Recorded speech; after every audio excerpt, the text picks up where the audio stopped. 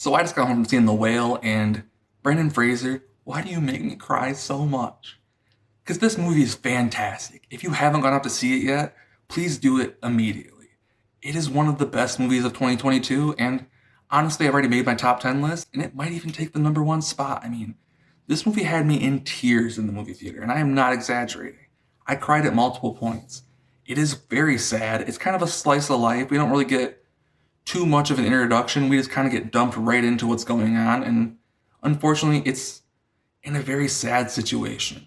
This man is very large, very obese, and his quality of life is just non existent almost. He has a friend that comes over that takes care of him that's a nurse, and she does the best for him, but she's also his worst drug dealer because she brings him all this fast food, and it's just really sad to watch him go and eat all this food and get bigger and knowing that he knows that it's a problem, but he still keeps doing it because it just feeds into that addiction and makes him feel better. So Darren Aronofsky is fantastic in the situations talking about addiction too.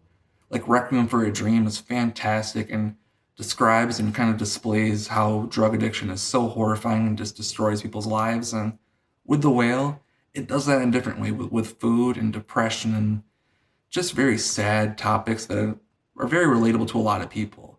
And seeing him try to move around with the walker and everything, unfortunately, was very reminiscent of my grandfather who passed away last year. And I think a lot of that really got into my head too, and that's what made me even more sad. But I'm also one to struggle with my weight and my self-image issues, which Charlie in the movie, Brendan Fraser, he has all those moments where he's struggling and doesn't even want to show his face on his webcam to his students. And a lot of those topics are not only something I can relate to, but I know you at home can too. So it's a movie that just kind of hits all those spots. It's not really a happy movie.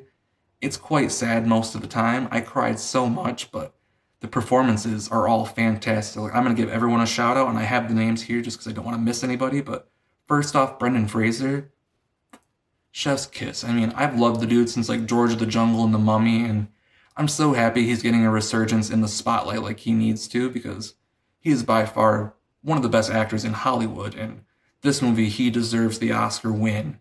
Give him the trophy. I know the Golden Globes didn't do it because he has that history with the Golden Globes, and that just makes me so sad because he deserves so much in this movie and just in the world because he's a fantastic human being as well as an actor. So big props to you, Brendan. I mean, like I said, with knowing my grandpa and all the struggles he went through of his body movements and having to use like grabbers and shit to pick up stuff off the ground because he couldn't do it, he got all those movements down perfectly. And those prosthetics he was wearing, they're all just, it is top notch. And it will make you so, so sad. But also, there are moments that'll make you laugh too and smile. But he's just so fantastic. I mean, he's such a positive light in this movie while also being the saddest. So it's very complicated, and he does it so well.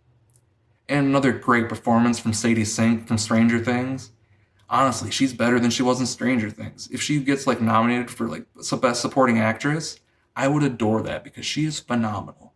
She plays this very complicated teenager who has dealt with so much in her young life and trying to reconnect with her estranged father in one of the worst situations you could, and it's a very complicated relationship that both of them back and forth is so good. And she has these moments where she's doing a bit of monologuing and it's all very emotional and she has to go to places that, especially someone as young as her, it couldn't have been easy. Now the other major standout, and I've seen her in a couple things before, and I apologize if I mispronounce her name as well, but Hong Chow, I believe is her name. She is phenomenal as Charlie's caretaker and his best friend basically in the world. She has some of the most emotional moments in this movie, and it is so, so good.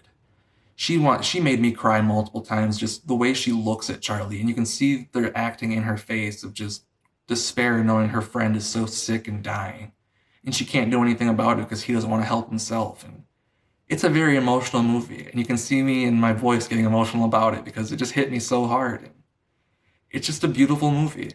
It's a 5 out of 5, obviously, if you can't tell. I loved this movie, and what did you think about it? Because I want to talk about this movie. It's one of the best movies of 2022. I hope it goes home with a bunch of awards once Oscars come around, but what do you think? Because that's all I had for you today, so please comment your thoughts, like the video, share it, subscribe, do all of that cool stuff, and I will see you next time at the movies.